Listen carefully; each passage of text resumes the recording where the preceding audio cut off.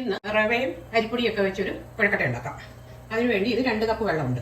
അതിലേക്ക് ഒരു 2 അച്ച് ശർക്കര, 2 എണ്ണം. അതിട്ട് നന്നായിട്ടൊന്ന് അരിഞ്ഞു വരട്ടെ.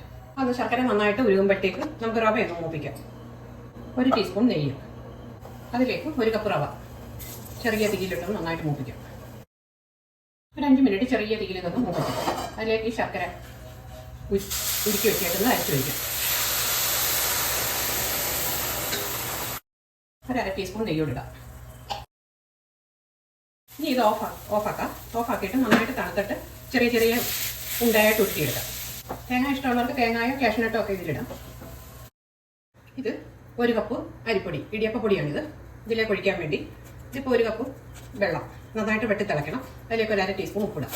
നന്നായിട്ട് അത് തിളക്കട്ടെ. ഈ ഇടിയപ്പപ്പൊടിയിലേക്ക് തിളച്ച വെള്ളം ഒഴിക്കാം.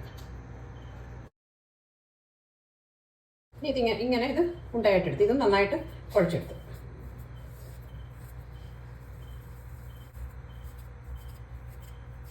ഇതിലേക്ക് വെക്കാം.